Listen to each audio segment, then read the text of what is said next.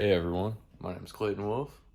Here to talk to you about alignments today and Hunter and everything, all the above, how to do them, how Hunter Engineering trains you, what kind of tools. We're going to mainly focus on what kind of tools and equipment you'll need here, and a lot of very common stuff that I used when I was doing them.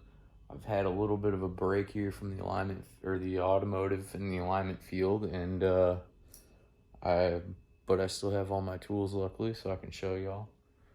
Pardon the mess here, but some of the tools that I like to have for alignments was definitely these wrenches. These are real good for rear end alignments because they're real long. They have the ratcheting teeth.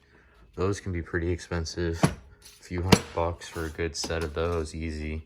And these obviously you need a lot of hand wrenches too, all different sizes. Those sets can run you pretty expensive too, a few hundred for those sets easy, a few hundred for those sets easy. You obviously need some vice grips and some tie rod pliers. These are pretty important. These alone can run up to 100. These are good snap-on ones. These easily run 90 to 100. You gotta have some pretty expensive tools just for alignments, that's for sure. Some of the other ones, this is more standard. Whole nother drawer here. And then you also need a lot of air tools, definitely. You need an air hammer to bust stuff loose. That is, without a doubt, one of your most important tools for alignments. People that don't know how to use the air hammer for alignments, they always struggle. And obviously you need a lot of air tools for any other rusted bolts. You need a lot of stuff here. These sets can run easy 100, 150 each for each one of these. The air guns, they're pretty expensive too. Torque sticks you need for other stuff, but we'll get there. And then we got over here we got some fancier stuff that I like. This is one of my favorites.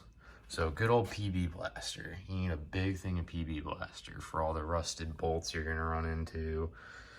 That's a fender roller. That has nothing to do with what we're talking about right now. But here we got a nice, this is Induction Innovations. This is an expensive little kit.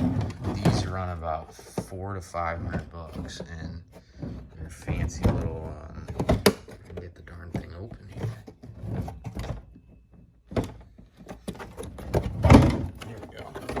Fancy induction mini heaters. They're pretty fancy. They're cool. They're basically like mini magnetic coils, and you hook up these little coils and you wrap it around whatever you're trying to heat up, and basically these coils, they only heat up metal. It's induction heating, and it only heats up metal.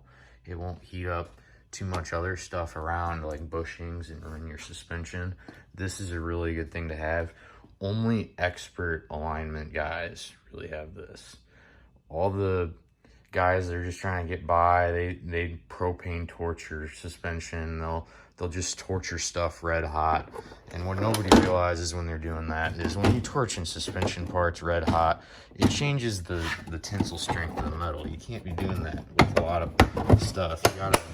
You can use low heat like this. That's what this is good for. It just gives you enough heat. It doesn't heat it up so much, get your parts red hot, that you're changing the tensile strength of your metal with a torch, because with a torch you can really ruin the metal strength of all your suspension parts if you overheat them. This thing is great for preventing that. But then on to the next thing here. Other stuff, more hand tools, that's just junk. And then we got, obviously you need a lot of pliers. Wide variety of pliers there, that's for sure. Definitely. And then you also definitely need a lot of hand tools, some big breaker bars for the big stuff when stuff really doesn't want to come loose for you. And some of these crowfoot things are really great for tie rods too, on top of that expensive tie rod wrench that I showed you earlier. But other than that, that's really a lot of what you need for tools. Besides, obviously, the toolbox. I mean, the toolbox can run really expensive when you're looking at Snap-on and stuff like this. Pardon the mess a little bit, guys. I'm sorry. I got a lot of projects going on right now here. Been messing with a lot of things, a lot of home improvement. This car's been sitting just collecting dust, unfortunately, even though it's been my project car. I've been too busy with other projects. But also the training, I mean, that can get crazy. Really can get crazy. Like, they make you sign contracts just to go through the training. It's pretty extensive stuff. It's a great course. Really enjoyed Hunter Engineering training courses, and Ronald Freeman is a great dude. He's a really good trainer and great guy at Hunter. It's a really good company. I highly recommend their training programs and their stuff. It's pretty great.